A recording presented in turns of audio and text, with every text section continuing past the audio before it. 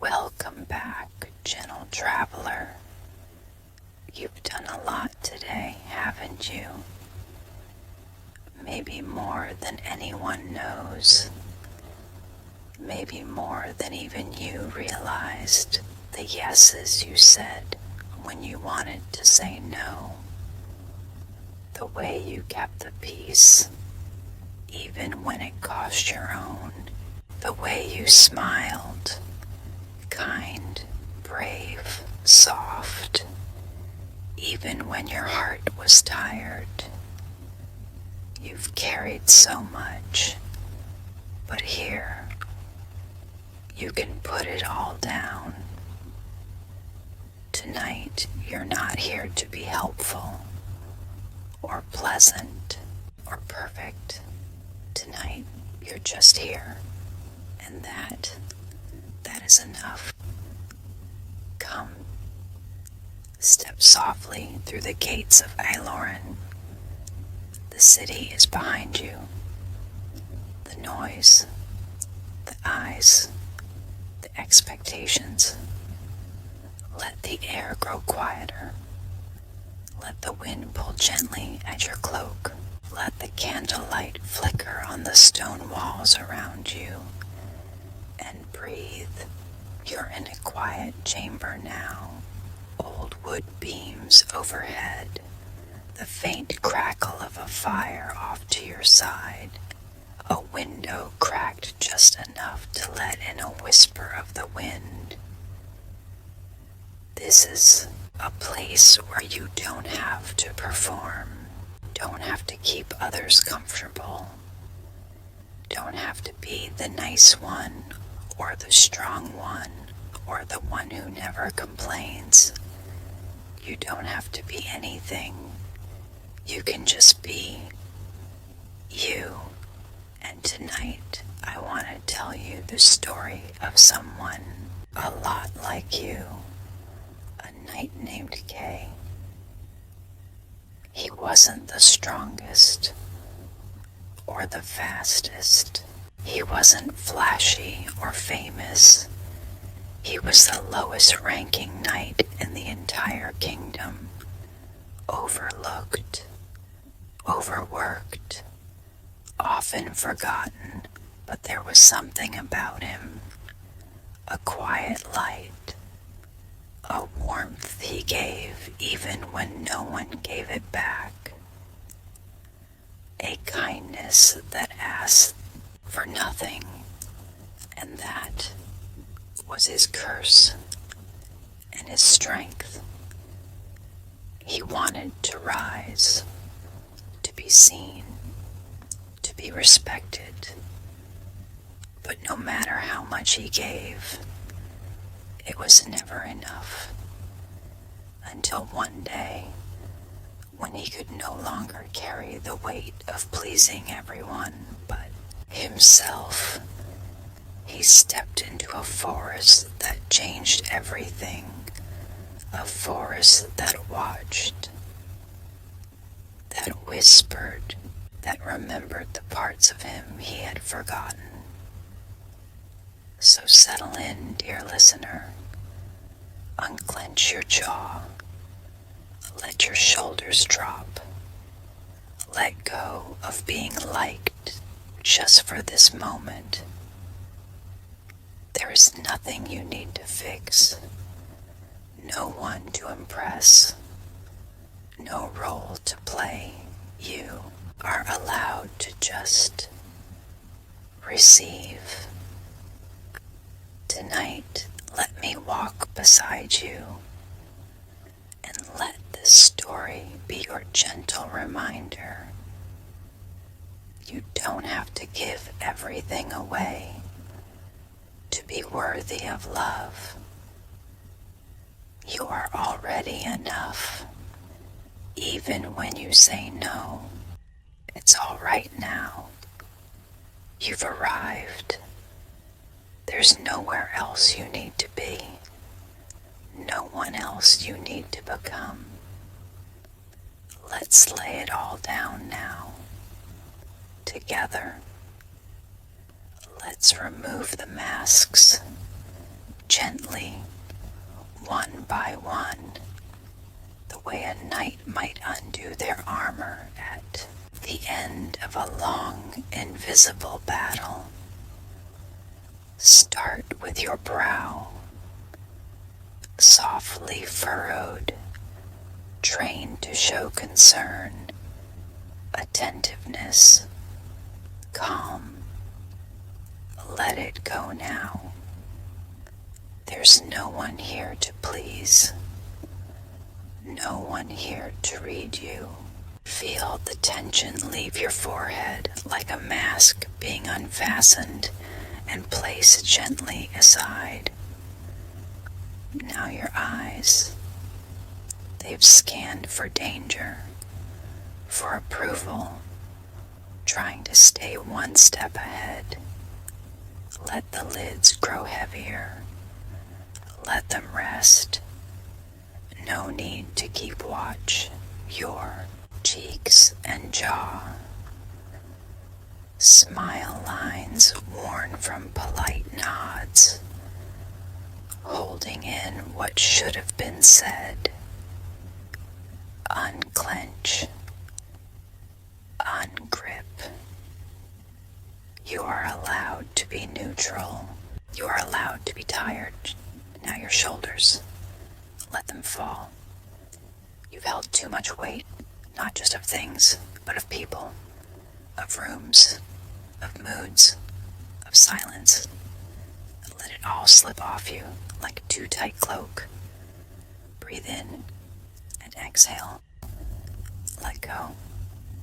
Your chest, your heart, always open, always soft, but you've been guarding it, haven't you? Let it rise.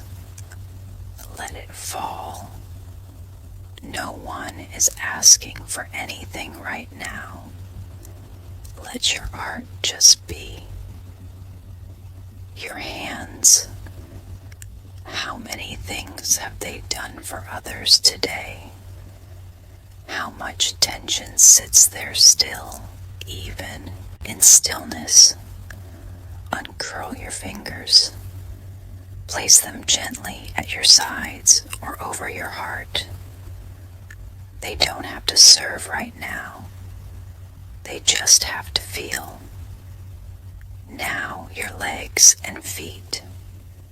You've walked fast, stood tall, rushed maybe, trying to catch up, trying to stay ahead. Let them grow heavy. Let them ground into the surface below. You don't have to run anymore. Not tonight. And lastly, the mask. The one no one sees. The version of you who smiles when you want to cry. Who says yes to keep the peace. Who sacrifices just to feel needed. It's okay. You wore it to protect yourself. But here, in this soft moment, in this gentle place, you are safe to remove it. Place it down. You are not abandoning yourself. You are returning to yourself. Take a slow breath with me. In, hold, and out again. Let the fire beside you glow a little warmer now. Let the hush of the wind deepen. Let your spirit soften. You are safe here. You are worthy without effort. You are held, not because of what you do, but simply because you exist. And now that you are still, let us begin the tale of Sir Kay.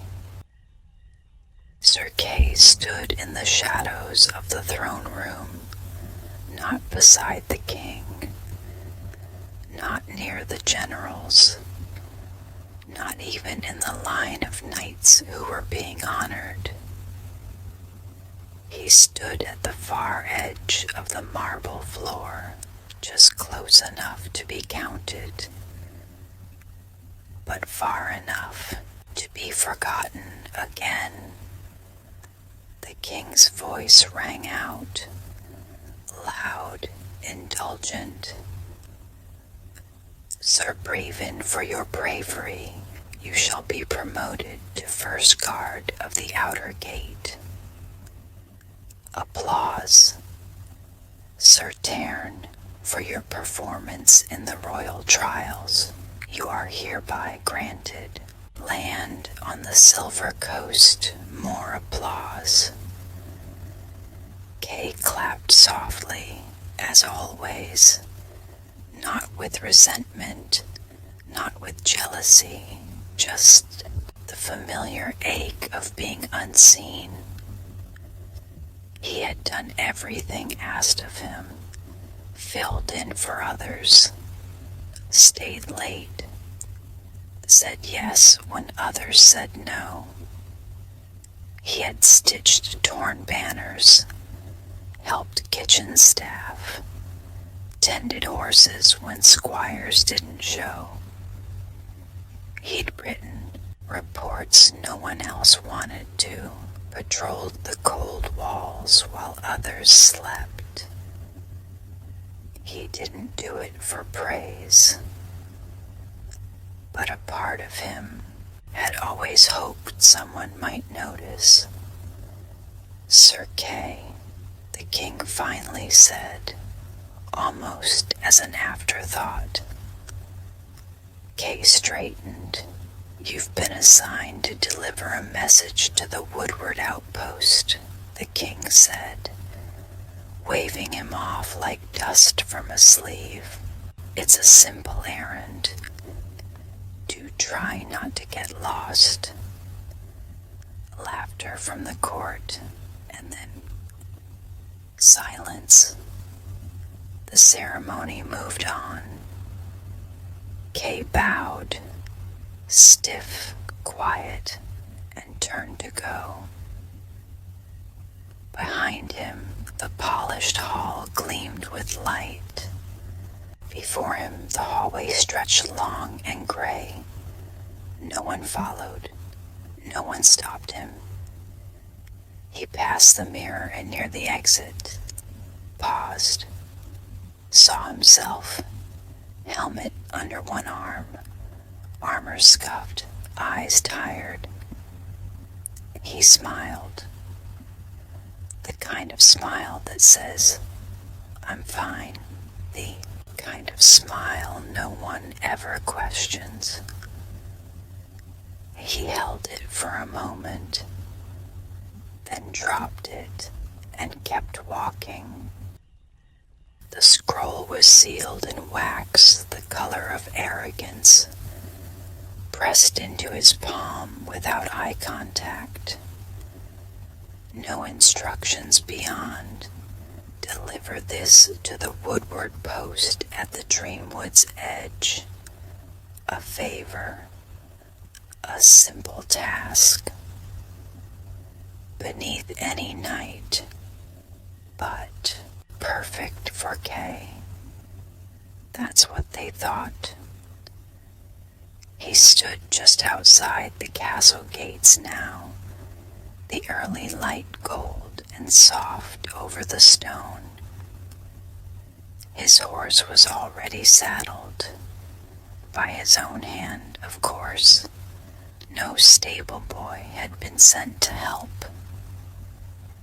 His armor sat heavy on his shoulders, not from weight, but from meaning, because he knew this wasn't a mission. It was a dismissal, a quiet way of saying, you don't belong here right now. He rode without ceremony, no escort, no fanfare, just the rhythmic clink of reins and the sound of hooves over frost-laced grass. path sloped gently down from the castle hill. The city of Renmere buzzed in the distance, tradesmen shouting, children darting through streets, life continuing without pause. Kay passed a trio of young knights training in the outer yard. One sneered, "Careful, Sir Kay," he called. "Don't trip over your own humility." More laughter. Kay didn't respond. He just nodded, softly, the way he always did, and rode on. But something strange happened the moment he crossed the old stone bridge past the orchards. The air changed. It was subtler than magic, quieter than a spell. The wind stilled, birdsong faded, and ahead, just past the tree line, the light shimmered slightly, like water rippling in reverse. The Dreamwood was waiting. He reached into his satchel for the scroll, the king's errand, and felt something unfamiliar beneath it. A feather, small, pale silver, soft as breath, not from his satchel, from somewhere else.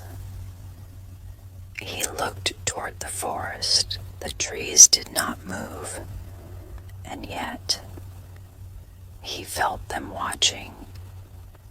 Kay dismounted, tied the reins loosely, and stepped into the trees. His mission, if it ever mattered, had already changed because the forest had been expecting him. The moment Sir Kay crossed the threshold of the Dreamwood, the world hushed. The leaves no longer rustled. The birds no longer sang. Even the sound of his boots on moss seemed to pause, as if the forest itself were listening. And it was. The trees here were taller than towers, their trunks twisted like ancient braids. Vines hung from above like softened chandeliers. A golden mist clung to the air, not heavy, not thick, just enough to blur the edges of the known world. He walked slowly, hand resting lightly on the hilt of his sword, not out of threat, but familiarity, the kind of readiness that becomes habit when no one else looks out for you. A soft crunch. He paused, only a fallen acorn beneath his boot. But still, he looked around. "Hello," he called, voice calm. Nothing, only the low creak of a tree bending ever so slightly toward him. He stepped deeper in.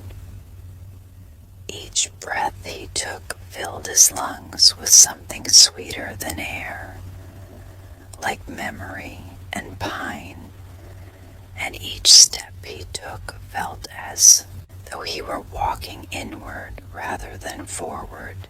The scroll at his side, the king's errand, felt less and less real, like a thread from a dream already fading. He should have been afraid, but instead, he felt something new. Noticing the social trees saw him. The air listened, and for the first time in his life, it felt like the world wasn't asking him to change to be welcome.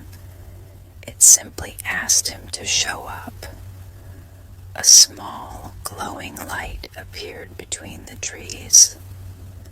Faint, fluttering, alive. It darted once, paused, then hovered in front of him like a question. He followed. The deeper he went, the more the Dreamwood changed. Stones arranged themselves into soft spirals. Flowers turned their heads as he passed. The feather in his satchel pulsed with warmth. And when he finally stepped into a small glade surrounded by silence, the light landed gently on a log and unfolded into something not quite creature, not quite shadow. It blinked, spoke in a voice like wind through hollow reeds. You left yourself behind, didn't you? Kay froze. Who are you? The creature tilted its head. Soft light radiated from within its chest. I am the keeper of forgotten promises. You've brought me plenty. The glade dimmed around them, and Kay realized this was not a forest to pass through. This was a forest that mirrored, that remembered, that returned. The creature shimmered softly, not with magic exactly, but with something older. Recognition, remembrance. It was made of pieces, feathers and candlelight, stone and wind, faint voices that echoed like old lullabies. Its face changed every few seconds, sometimes a child's, sometimes Kay's own, sometimes no face at all. It was strange, and somehow deeply familiar. Kay sat slowly on a moss-covered stone. The air around them was still. The creature tilted its glowing head. You've been giving away pieces, Sir Kay.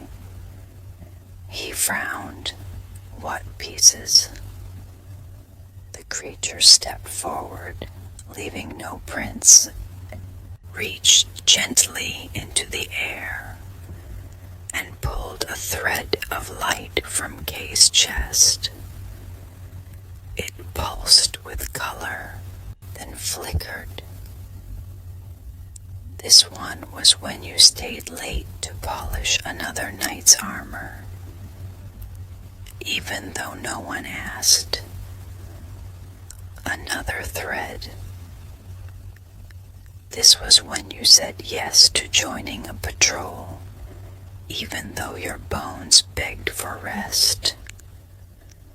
Another, when you stayed silent after the king mocked you. Another, when you smiled after being overlooked. Another. Soon the creature held a soft, swirling tangle of light.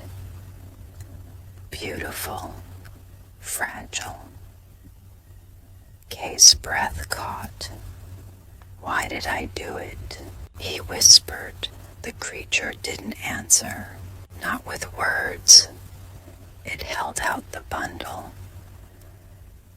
Let Kay feel the weight, and it was heavier than any sword he'd ever carried.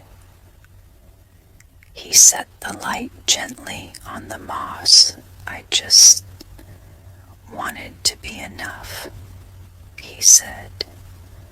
Wanted to be liked, to matter. The creature crouched beside him. You do not have to disappear to be loved. Kay's throat tightened. He said nothing, but his shoulders sank just a little, as if they too were beginning to understand. Then from within the creature's chest, a single feather floated upward, the same pale silver as the one in Kay's satchel. "This is yours," the creature said. "It was left behind long ago, when you first started saying yes out of fear." Kay reached for it, hesitating, but when his fingers closed around the soft plume, a warmth moved through his chest. Not fire, not light, just permission. The creature stepped back. "Your name is still yours. Your space is still yours. You have not lost who you are, only delayed it. Then it faded into the mist. Not gone, just waiting, as if to say, I'll be here when you remember again." Kay stood in the glade, alone now. The satchel felt lighter, the feather glowed faintly, and ahead, deeper into the Dreamwood, a path of moss uncoiled like a ribbon. He didn't know where it led, but for once, he didn't feel the need to ask permission to follow it. He just began walking. The path wound downward into a hollow. Trees bowed inward, their branches twisted like soft-spoken secrets. The air shimmered, not with heat, but with tension, like the pause before a truth is spoken. Kay stepped carefully. Each footfall felt, listened to, and then, from the moss, laughter. Light, lyrical, a dozen notes at once. He turned. Tiny lights danced above the ground, wings flickering like candle flame. And out of the trees they came. Fairies, but not like the stories. Not delicate, not shy. These were bold-eyed, sharp-smiled, strange in the way only truth can be. They zipped around Kay in loops and spirals, chattering all at once. "Oh, he's the quiet one. The one with the no, it's fine face. Look how tightly he holds his spine. Did you bring us another apology, Sir Kay? Did you forget what you wanted again? Laughter again? Not cruel, just accurate. Too accurate." Kay raised a hand. "Please." They froze midair. One, slightly taller, tilted her head. "Please, what?" she asked, voice suddenly soft. Kay exhaled. "I don't know." The lead fairy landed on his shoulder. She smelled like ink and flowers. "You came here wanting something," she said. "But not for you, right?" Kay blinked. "I was sent here." She nodded. Exactly. Another chimed in from behind his ear. You've never really arrived anywhere. For yourself, a third added, always showing up as who they want you to be. They swirled around him now, a warm wind of truths he hadn't dared speak. The lead fairy touched his chest with a fingertip. A soft sound echoed, like a bell from underwater. Stillness, she whispered. We found it. Suddenly, the air around him shifted. Images bloomed in the mist, like memories on display. Kay giving away his free time, smiling through dismissal, nodding during orders he disagreed with, each one shimmering for a moment, then dissolving. The fairies fell silent. Kay stepped back, his throat tight. I don't know who I am without all that, he said. The lead fairy hovered in front of him, close enough for him to see her tiny freckles. You'll remember, she said simply, and she smiled. Not the knowing smirk of earlier, but a real, warm smile, the kind that says, I see you. She reached into a pouch at her side and handed him something wrapped in soft green thread. A letter. Kay frowned. What is it? Her wings twitched. It's something you never let yourself say. When you're ready, open it. And just like that, the fairies vanished into the leaves, their laughter echoing one last time. We like you better when you're real. The mist cleared, the path stretched on, and Kay stood for a moment, alone again, but not untouched. The letter pulsed faintly in his hand. Whatever came next, he wouldn't fake his way through it. Not anymore. The path widened. Soft golden lights flickered ahead. Lanterns strung between trees, glowing like warm stars. Laughter echoed through the forest, sweet and bright. Kay's heart skipped. Was this a celebration? He stepped forward, drawn by the sound, the warmth, something that whispered, you belong here. He emerged into a clearing.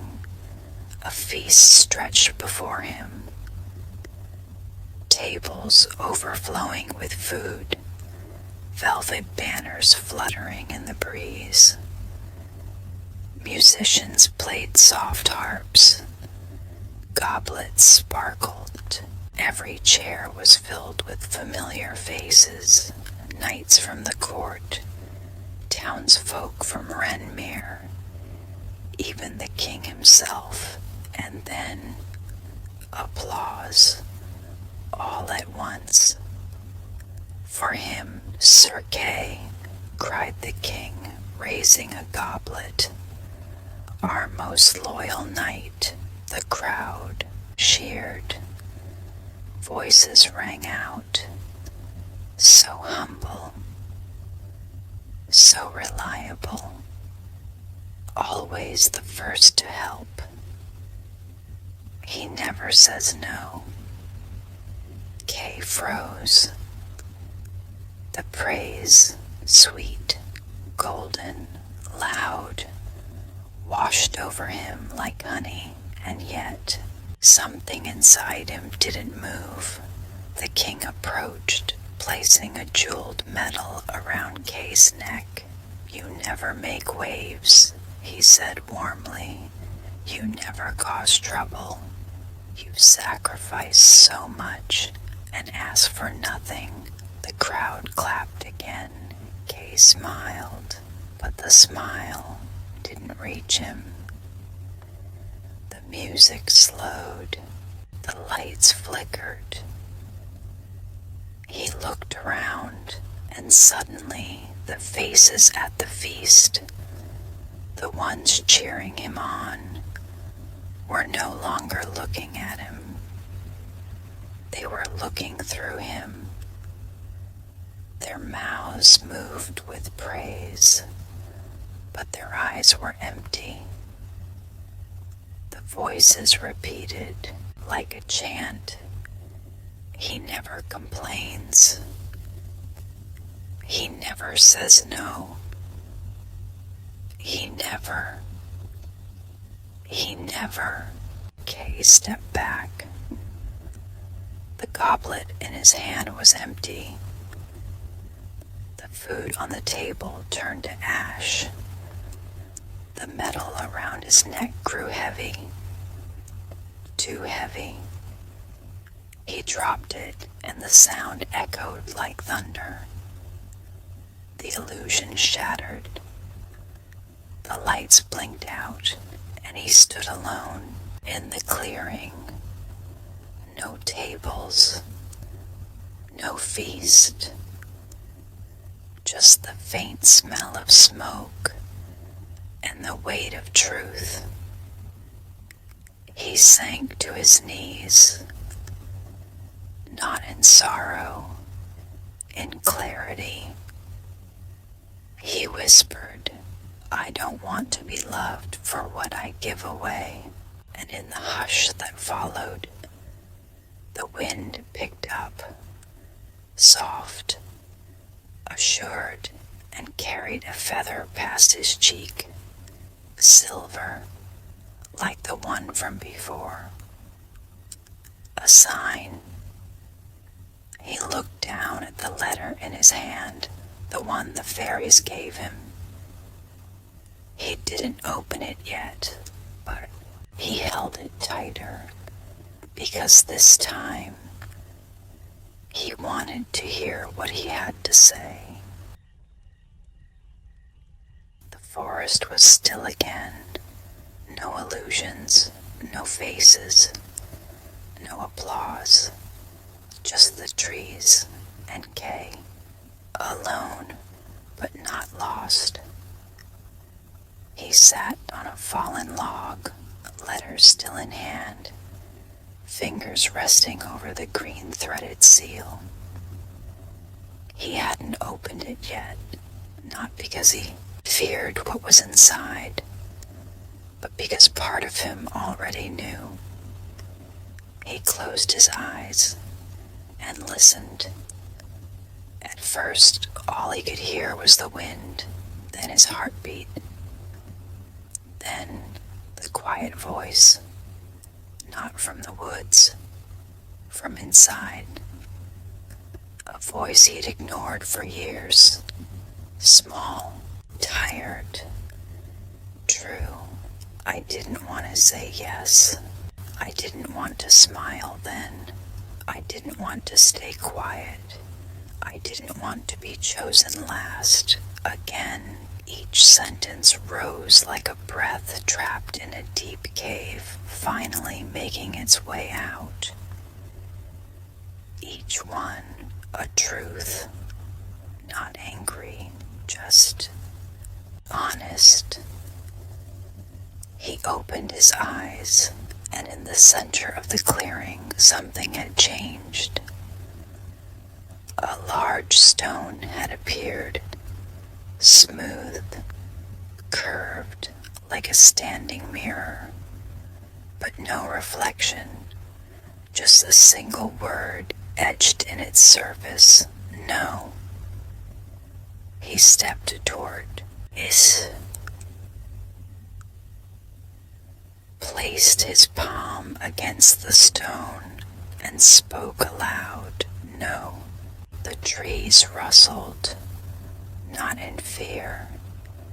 In approval, he said it again, louder, "No." The wind stirred, the stone shimmered, and Kay felt something unravel in his chest. A knot he'd lived with for decades, finally letting go. The ground beneath his feet pulsed. A warm circle of moss bloomed outward from where he stood, like the forest was marking this moment, this choice, this becoming. "No," he whispered once more. And for the first time in his life, it didn't feel selfish. It felt sacred. From the corner of his eye, he saw a light return. Not the fairies, the creature of forgotten promises, standing just beyond the trees. It bowed its head and vanished again, because it knew he had reclaimed something and would not forget this time.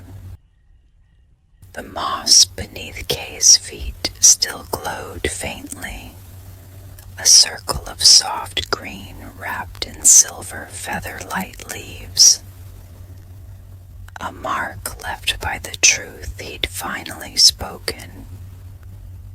But now, the trees ahead parted again, and beyond them, nestled between curved roots and weeping vines, stood a structure not made of stone or wood.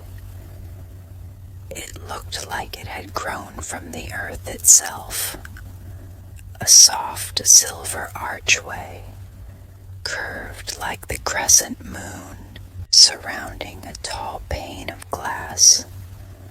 But this was no ordinary mirror. It didn't reflect the present. It remembered. Kay stepped forward. The mirror shimmered once, then changed. In it, he saw himself at 15, bright-eyed, eager, gripping his training sword, saying yes before understanding the question, hoping approval might follow obedience.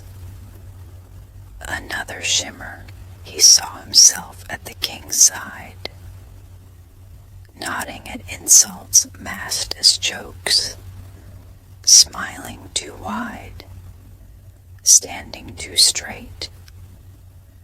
Another shimmer, he saw himself helping another knight, fixing the broken strap of someone else's armor, even as his own went unrepaired. Another, staying late, taking blame, swallowing words, each version of himself layered over the next, shifting like ghosts in fog. And then the mirror stilled. One final version remained. He looked older, but not worn. His shoulders weren't tensed. His face wasn't performing. His eyes didn't scan for approval. This version of Kay stood with quiet power, not defiant, but deeply present. He wore no crest, no medals, only a soft, moss-lined cloak and peace. Kay reached out, placed his hand on the glass. The other Kay, the one in the mirror, raised his hand to meet it.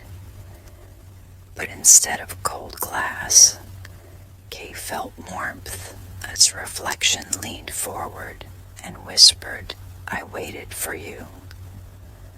A tear slipped down Kay's cheek.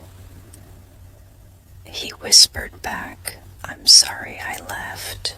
and the version in the mirror smiled, softly, forgivingly. You were doing your best. But now, it's time. The glass glowed, then crumbled, not into shards, but into light. Soft, glowing threads that wrapped around Kay's chest like a quiet embrace. The mirror was gone, but its memory remained, and for the first time, Kay felt not just seen, but reunited with himself. The air beyond the mirror turned cold, not cruel, not sharp, just quiet in a way that made the bones remember. A path appeared, narrow, stone-lined, leading to a tall, leaf-wrapped archway. A soft light flickered beyond it, a doorway to something sacred or something dangerous. Kay stepped forward. No one beckoned. He simply knew he was meant to walk through. On the other side, he found a small circle of earth. A single chair sat at its center, carved of ivory and root. Before it stood a figure, cloaked, faceless, glowing faintly from within, not threatening, but heavy with presence. "You've remembered yourself," the figure said, voice layered, like wind over water. Kay nodded once. "I have." The figure gestured toward the chair. One final offering. Kay stepped closer. The ground shimmered, and suddenly the space around him filled with images, visions, his name in gold on a banner, a seat beside the king, applause, recognition, apologies from those who ignored him. The knights who once laughed, now bowing their heads, the king calling him worthy, all he had ever wanted, displayed before him like fruit on a silver platter. The figure's voice returned. "You may have it all," it said. Kay looked up. "At what cost?" The voice answered simply, "Forget who you've become." The vision shimmered brighter, but something in Kay dimmed. He looked at the banner again, his name etched in gold, but it felt empty now. He looked at the king's smile. It rang false. He looked at the kneeling knights and felt nothing. Kay stepped back. "No," he said, "not with anger, but with peace." "No," he repeated, "I don't want to be celebrated for who I'm not anymore." The illusions faded, one by one, silently, until only the cloaked figure remained. It did not speak. It only bowed, then stepped aside, revealing a soft tunnel of golden leaves behind it, dappled in starlight. A path forward. Kay walked through it, lighter, not because he had taken something with him, but because he had left something behind. The golden leaf tunnel led downward. Soft light shimmered across mossy walls like moonlight woven into ivy. Kay walked slowly. Each step felt quieter than the last, until he arrived in his small cavern, round, still, almost like a sanctuary. No doors, no markings, only a low stone basin in the center, and within it a flame. It did not flicker, did not move. It simply glowed, soft, pale, gentle, almost like starlight trapped in a jar of breath. Kay stepped forward. He felt no heat, only warmth, the kind that came not from fire, but from truth. A small stone plaque rested at its base, etched with a single phrase, "Speak what you never said." Kay knelt before it, fingers laced together, his chest rising, tightening, pausing. He had said so many things over the years, so many words to keep the peace, but this flame asked for something else, not performance, just honesty. He took a breath and whispered, "I didn't want to be everything for everyone." The flame pulsed. "I didn't want to smile every time I was dismissed." It grew brighter. "I didn't want to be the easy one, the safe one, the one who never says what he needs." The warmth deepened, like sunlight through closed eyelids. He placed a hand over his heart. "And I didn't want to be invisible anymore." The flame flared, not with danger, but with clarity, and then a second flame sparked beside it, smaller, mirroring, matching. It was his. He watched it flicker, steady and kind, and knew this wasn't fire that burned. It was fire that held. A fire that didn't punish. It witnessed. It said, "Yes, I heard that too." Kay stayed there a while, breathing beside the fire, letting it warm the space inside him that had grown cold from silence. And when he stood, his chest felt lighter, not because the flame took his pain, but because it made space for it, and in that space something else could grow.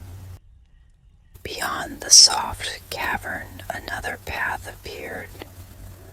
Only now it wasn't lit by lanterns or moonlight. It was lit by flames, tiny ones, some nestled inside lanterns, some dancing freely on the backs of leaves, some hovering midair like stars that had wandered too close to the earth. None of them burned. All of them watched. All of them welcomed. Kay followed them deeper until the trail opened into a wide underground chamber. Stone columns reached upward like tree trunks. Water trickled down the walls like whispers, and everywhere, along shelves, nooks, and alcoves, tiny flames floated, pulsed, breathed, It was a library of light, a temple of truth-telling, the hall of quiet fire. He walked between the flames. Each one seemed to hum gently, vibrating with its own memory. And then he saw them, names etched below each flame. Not heroes, not kings, just people. Some names were long forgotten, others familiar. All had given too much. All had come here to rest.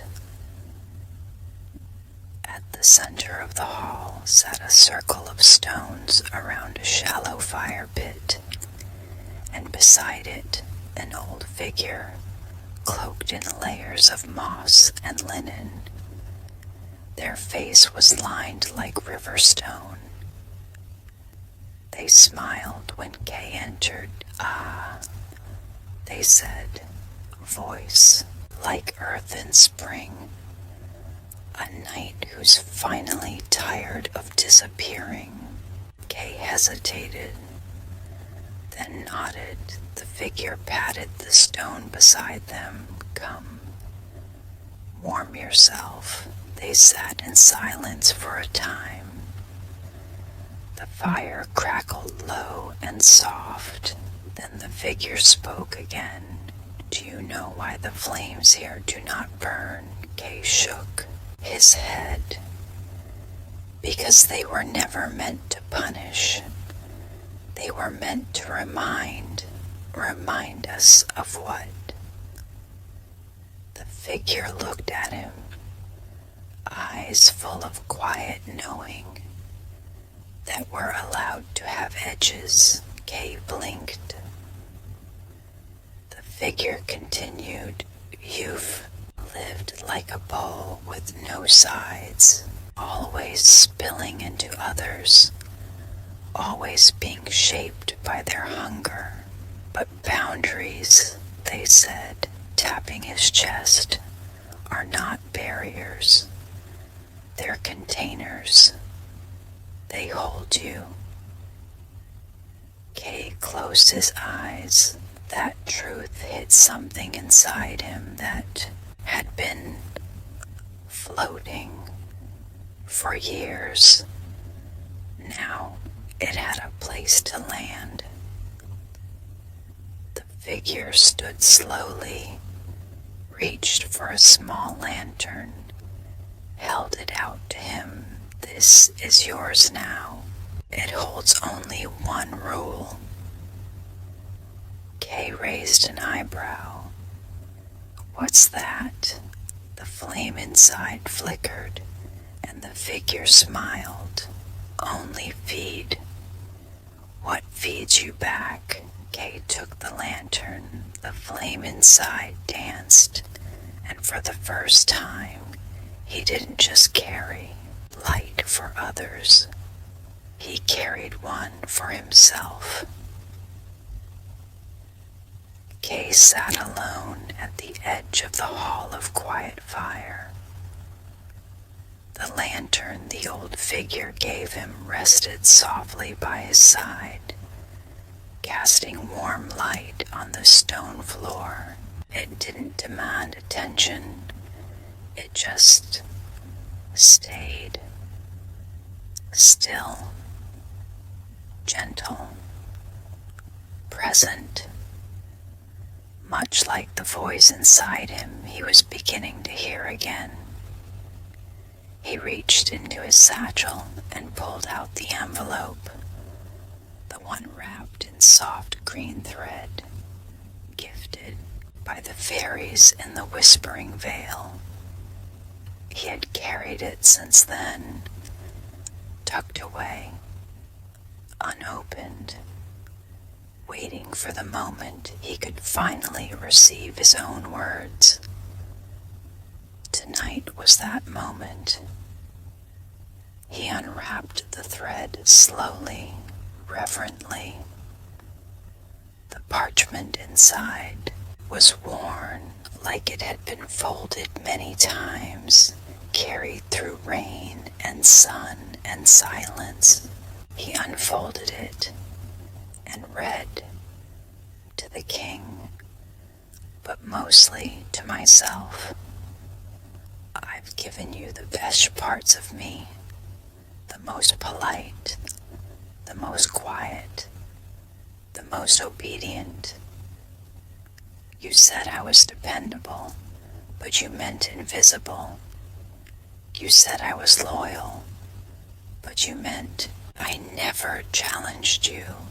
You rewarded the knights who made noise, who took space, who demanded more. And I kept telling myself, maybe if I give a little more, try a little harder, they'll finally see me. But no one can see a man who's folded himself into nothing. So I'm done being the easiest one to ask, the last one thanked, the first one forgotten. I'm not asking for your favor anymore. I'm asking for my own. Kay stared at the letter, not in shock, in recognition. He didn't remember writing it, but he knew exactly who had. A younger him. The version that still believed he needed permission to be whole. And now that voice had finally been heard by the only person who ever needed to hear it, himself. He folded the letter, not to hide it, to honor it, and tucked it back into his cloak, not as a burden, but as proof. He had always known the truth. He had just forgotten he was allowed to speak it. The stars above the hall of quiet fire had shifted. Kay stood once more on a path, not the one he came from, but one that had waited for him all along. He walked without urgency, without fear, without the weight of needing to be chosen, and still the forest opened for him. He came to a clearing that glowed with a natural light, not from sun or moon, but from something beneath the earth, as if the roots themselves were humming with approval. There, seated in a circle, were the sunny fairies, calm now, quiet, no teasing, just watching, waiting. At the center of the circle, an altar of twisted vines, soft moss, wildflowers, and one small crown. Not gold, not iron, but a delicate weave of green fern, soft ivy, and gentle thorns, the kind that protected without punishing, living, breathing, real. The lead fairy rose and hovered before him. She smiled, but this time it wasn't clever. It was kind. You've stopped shrinking. Kay said nothing, but his chest lifted, because she was right. Another fairy stepped forward, the smallest of them all. She held the crown with both hands, as if it weighed more than it looked, and with care, she placed it gently on Kay's head. The ferns bent to him, The thorns softened and the vines curled just slightly around the back of his neck, not to bind him, but to remind him he was home now, inside himself. The fairies didn't jeer, they simply bowed, not in submission, but in recognition. They saw him, not for what he gave, not for how well he blended in, but for who he had become by finally taking up space. The lead fairy floated to his shoulder once more. "You are no longer the knight who waits to be picked," she whispered. "You are the knight who chooses himself." The wind stirred through the clearing, and the leaves echoed back. He remembers. He returns. He belongs. The forest did not say goodbye.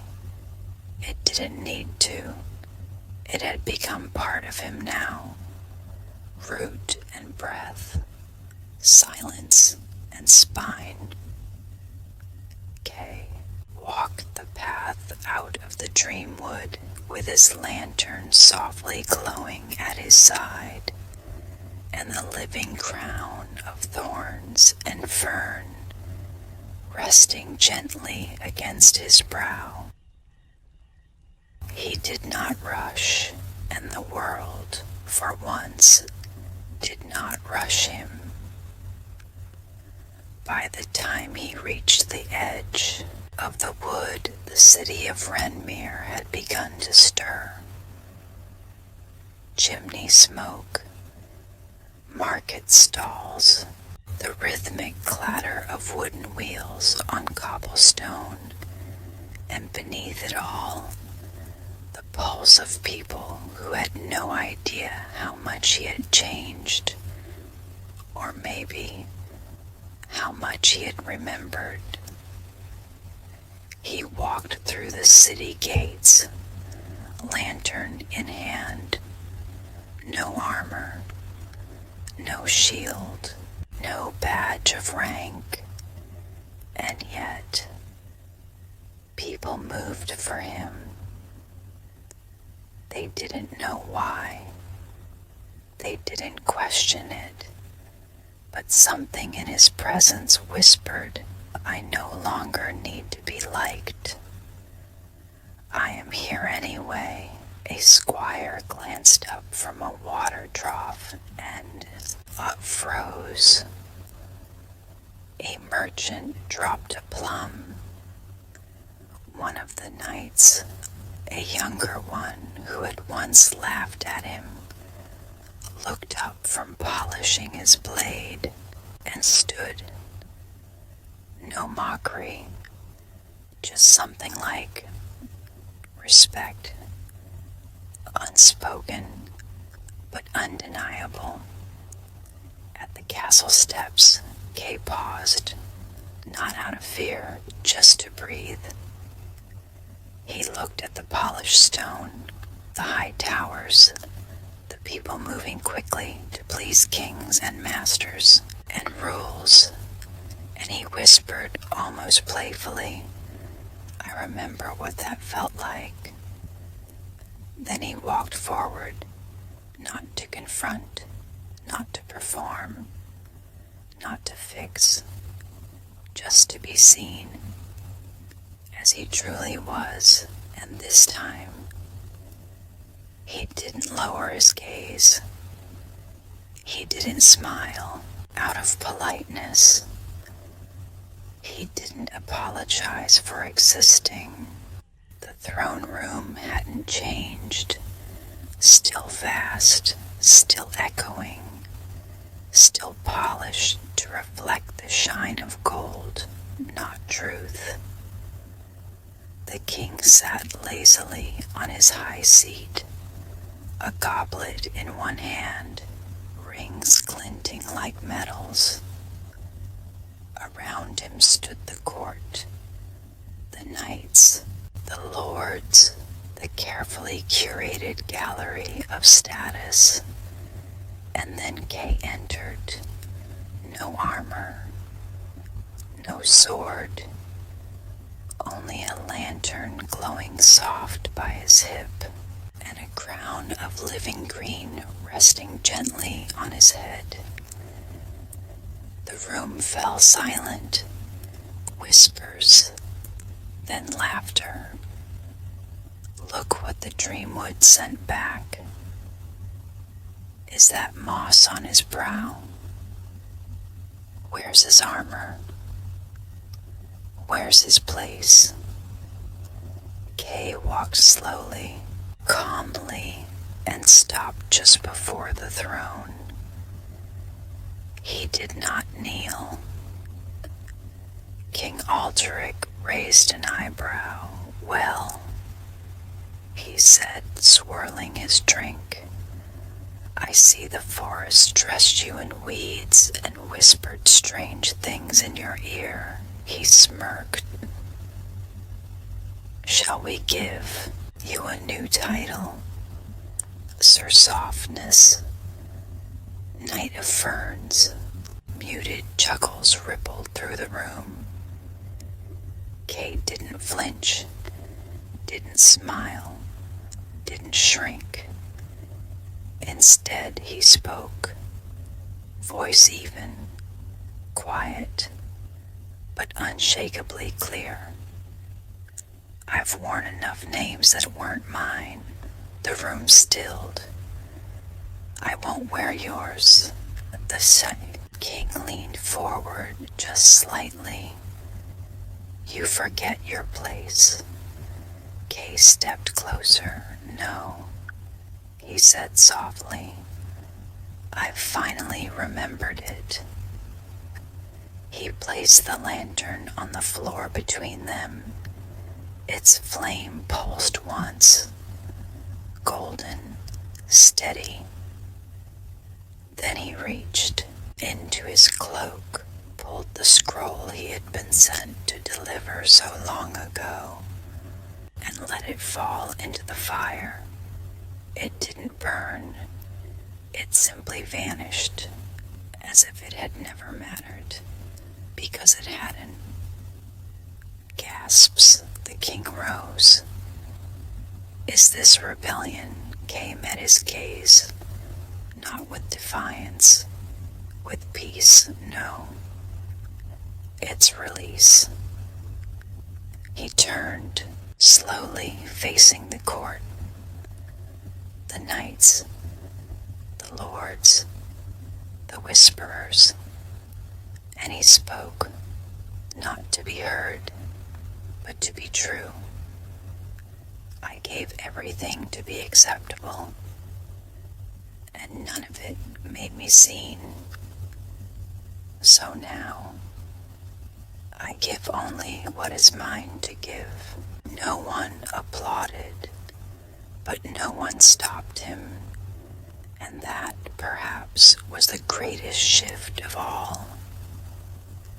He walked from the throne room without permission, without fear, without asking, and the doors did not close behind him. They remained open, as if the very room itself knew the night had returned, not to serve, but to be.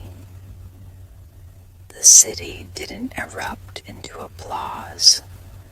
There were no trumpets, no heralds crying his name, no medals fastened to his cloak, and that was fine.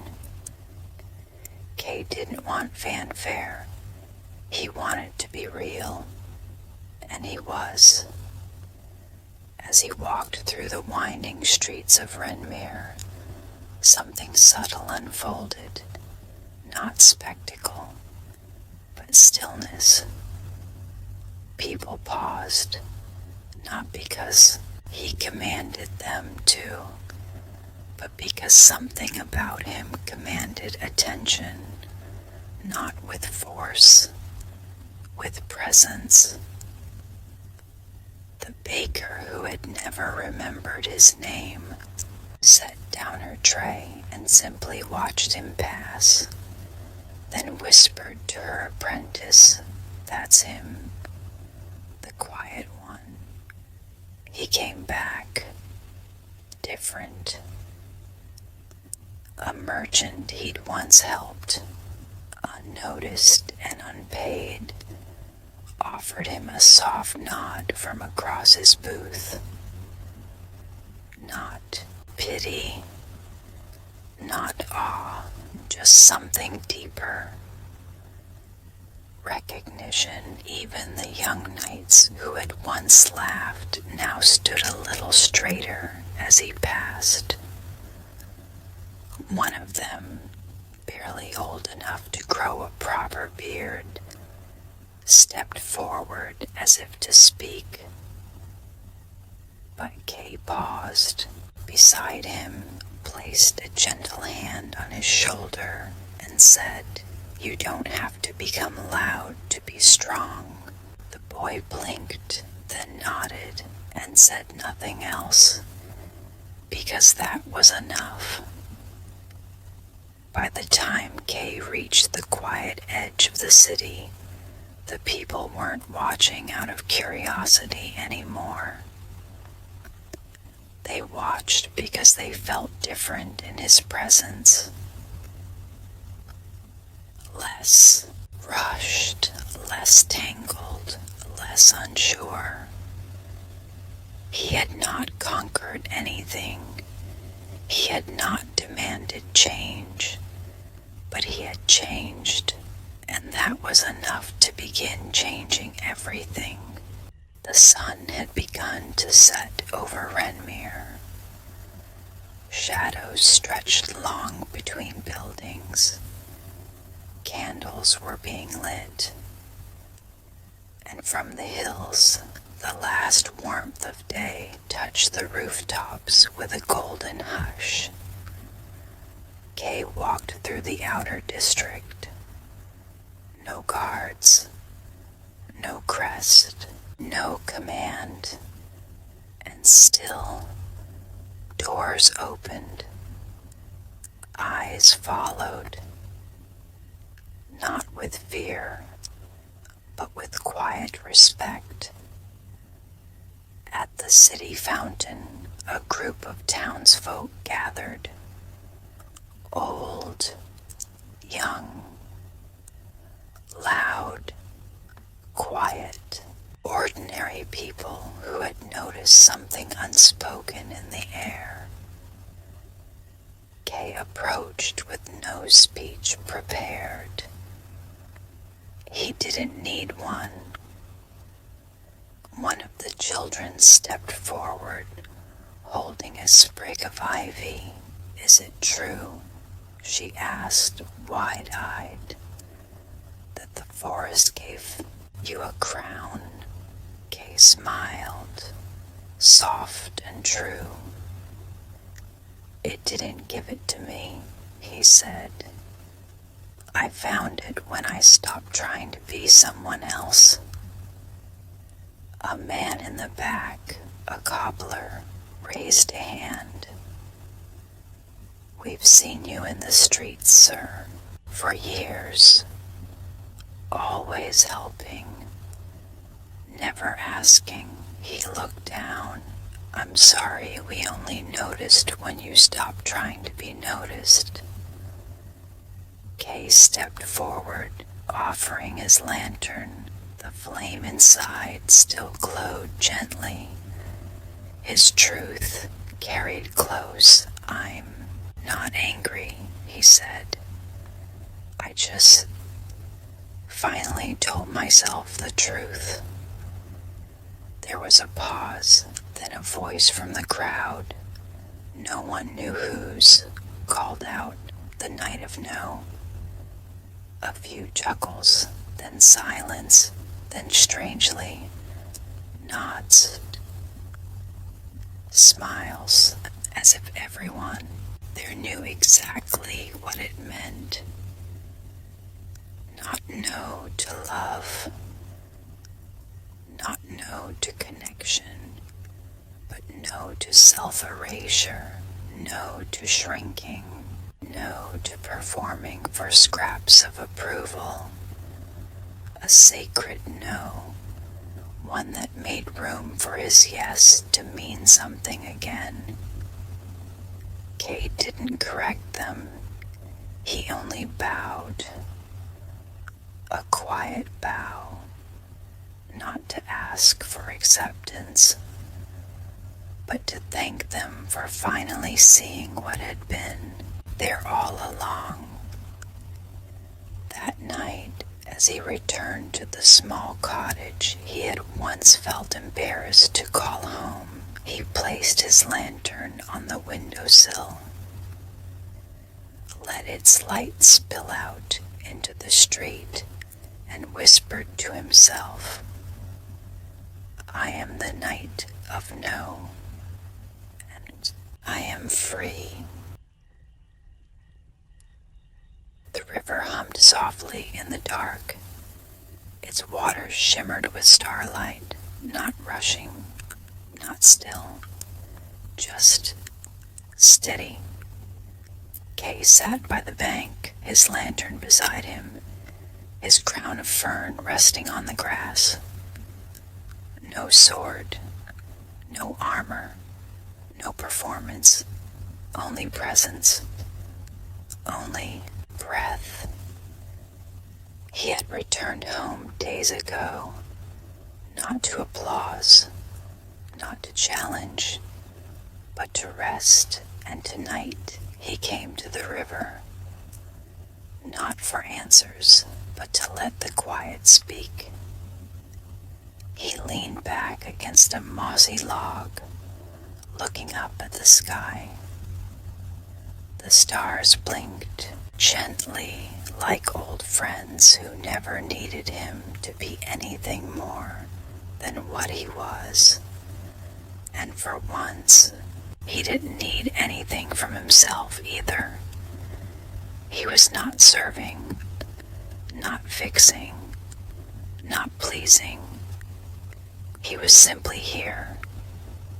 He thought of the people he once tried to earn love from, the ones who still rushed, still reached. He did not resent them.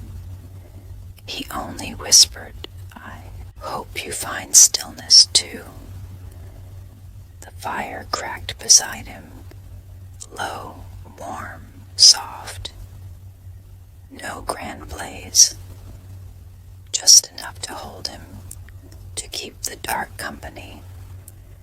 And now, dear listener, noble traveler, you too may lay down your tasks, lay down the masks, lay down the need to be understood or needed or perfect. You are not your usefulness. You are not your silence. You are not your performance. You are your presence, and it is enough. So take a breath in, hold, out again. Let the thoughts float downstream. Let your body sink into stillness. Let the crown return to your own head. Even if you can't see it, it's there, made not of gold, but of truth. Tonight, like Kay, you need not be good. You only need to be real, and the world will wait for you. Sleep now, kind night. The fire beside the river keeps watch, and you've done more than enough. You may rest.